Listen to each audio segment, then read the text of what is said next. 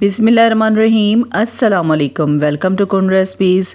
गाजरों का मौसम आ चुका है तो आज मैं आपके साथ शेयर करूंगी गाजर की खीर बनाने का तरीका। इसमें हम सिर्फ 1.5 किलो दूध में खोए जैसी गाजर की खीर बनाने की रेसिपी मैं आपके साथ शेयर करूंगी, लेकिन उसके लिए आपने तमाम चीज़ों की मेजरमेंट का ख़ास ख्याल रखना है। इसमें जो है ना हम कम चीज़ों में जो है ना खोए जैसी खीर किस तरीके से बनानी है, इसका फ्लेवर, इसका टेस्ट जो है ना वो बहुत ही ज़बरदस्त होगा।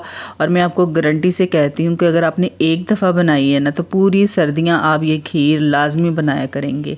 इतनी ये शानदार और मज़ेदार सी ये रेसिपी है, तो वीडियो को आपने फुल एंड तक वॉच करना है।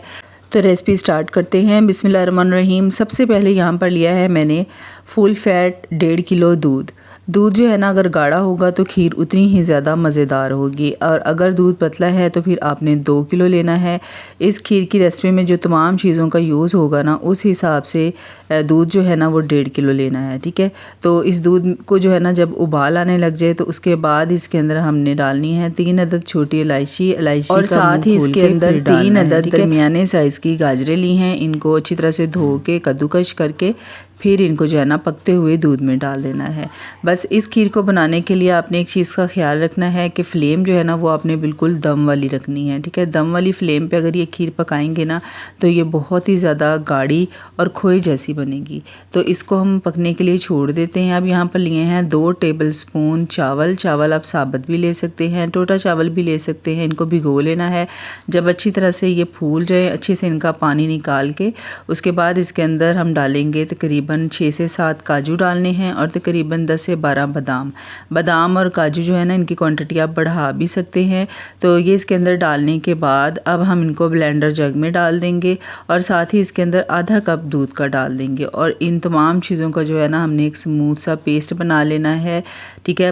पेस्ट बनाने के बाद अब पकती हुई खीर के अंदर ये हमने चावल वाला जो बैटर है ये डाल देना है और अब मिक्स कर देनी है तमाम चीज़ें, ठीक है। चीनी का यूज़ जो है ना वो मैं आपको आगे चल के बताऊंगी कि चीनी आपने किस पॉइंट पे इसमें डालनी है। अभी चीनी आपने बिल्कुल नहीं डालनी।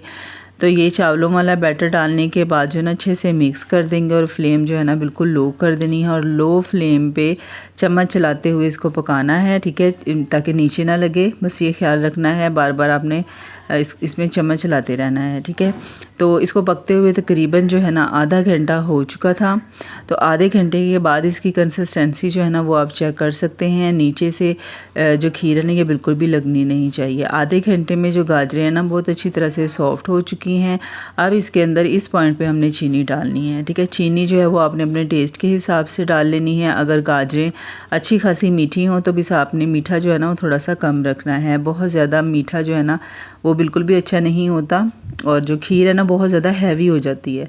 तो मीठा आपने हल्का रखना है। चीनी डालने के बाद इसकी कंसिस्टेंसी जो है ना वो दोबारा से पतली हो जाएगी। बस फिर आपने थोड़ी सी फ्लेम को तेज़ करके इसको मज़ीद पका लेना है ताकि खीर जो है ना वो गाढ़ी हो जाए। तो ये देखिए यहाँ पर आप देख सकते हैं इसमें बबल्स बनना शुरू हो चुके हैं। बस यही इसकी निशानी है कि खीर जो है ना तकरीबन तैयार हो चुकी है। अब फ्लेम बंद कर देंगे। अब इसको मैं आपको बहुत जल्दी अगर आपने सर्व करनी है मेहमानों के लिए तो इसको ठंडा करने का तरीका है, एक बड़े बर्तन में पानी डाल के इस बर्तन को जो है ना आपने उसमें रख देना है और चम्मच चलाते हुए इसको खीर को ठंडा कर लेना है। अब इस पॉइंट पे आके जो है ना हमने इसके अंदर डालनी है दूध की मलाई। अगर मलाई ना हो फ्रेश क्रीम भी डाल सकते हैं। तो सिर्फ इसका जो टेस्ट है ना उसको गाढ़ा करने के लिए और इसको बिल्कुल खोए जैसा फ्लेवर देने के लिए इसके अंदर हम डालेंगे आधा कप दूध की गाढ़ी मलाई। इसको अच्छे से फेंट लेंगे ताकि इसका स्मूथ सा जो है ना बैटर हो जाए।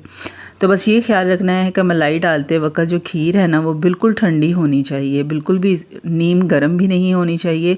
अच्छी तरह से ठंडा करने के बाद जो है ना फिर इसके अंदर मलाई डालनी है। के लिए इसको फ्रिज में मलाई डालने के बाद अच्छी तरह से मिक्स कर लेना है। मलाई मज़ेदार सी गाजर की खीर की रेसिपी आपको कैसी लगी है मुझे बहुत मज़ेदार हो जाएगा, यकीन करें बहुत शानदार। तो मलाई इसके अंदर डालने के बाद तमाम चीज़ों को सर्विंग बॉल में डालेंगे और इसके ऊपर बादाम पिस्ता काजू जो है ना वो डस्ट कर देंगे और ठंडी कर लेंगे। मुझे फीडबैक देना मत भूलिएगा। इंशाल्लाह ऐसी ही मज़े की रेसिपीज़ आपके साथ शेयर करती रहूँगी।